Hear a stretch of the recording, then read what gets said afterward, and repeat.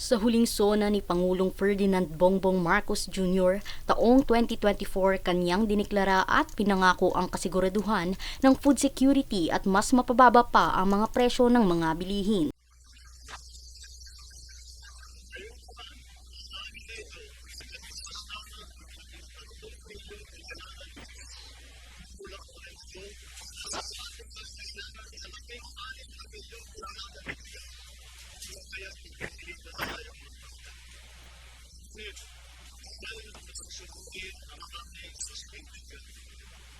Kaya naman pinagtuunan niya ng pansin ang pagsuporta sa sektor ng agrikultura, kung saan layo nitong mapabilis, mapadali at mapalakas ang produksyon mula sa pagpunla, pag-ani, paghuli at maging sa pagbiyahe at pagbenta. Ayon sa kanya, nitong nakalipas na taon mahigit 100 kilo ng mga sari-saring binhi, suwi at pataba ang ibinigay na tulong para sa mga magsasaka. Bukod dito, ang pamahalaan din umano ay naglabas ng mga bakuna proteksyon laban sa swine fever para sa mga alagang hayop ng mga magsasaka. Dagdag pa ng pamahalaan na handa rin silang magbigay ng garantiya laban sa pagkalugi ng mga magsasaka. Ipinangako rin ni PBBM na pababain ang tariff rate sa pag-import ng nasabing bigas, mais at maging ang karne hanggang sa huling taon ng 2024. Batay rin sa pamahalaan, sila ay nagpalawig ng technical at financial assistance para sa sektor ng agrikultura. Sa adrin ng pamahalaan, natuloy pa rin ang programa sa pamamahagi ng mga titulo ng lupa para sa mga magsasaka. Kasabay nito ang pamamahagi ng Certificates of Land Ownership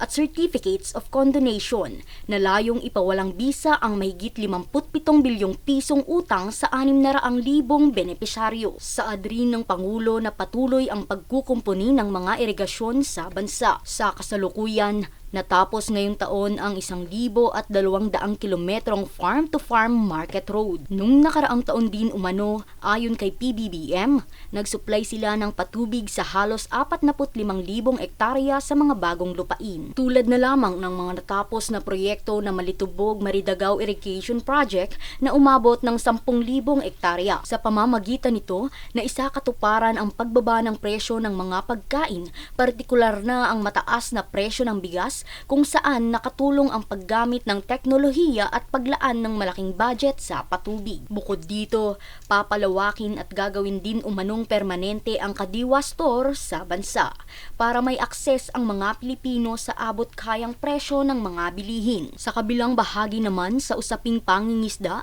ang pamahalaan ay nagpaunlak ng 500 million fingerlings at mahigit 3,000 fishing boats. Kaugnay nito, pinaayos rin ang fish ports. Gayunpaman, tila hindi na kontento at dismayado pa rin ang mga mangingisda at magsasaka dahil ilan sa kanilang mga hinaing ang hindi nabanggit sa nagdaang sona ng Pangulo. Giit nila na hindi natalakay ang reklamasyon sa bansa na nakakaapekto sa sektor ng pangingisda. Gayunpaman, batay sa Administrasyong Marcos, kanila pang mas pinaguhusay at tinututukan ang sektor ng pagsasaka sa bansa. Rhea Bel Medina, nag-uulat para sa Golden Nation Network.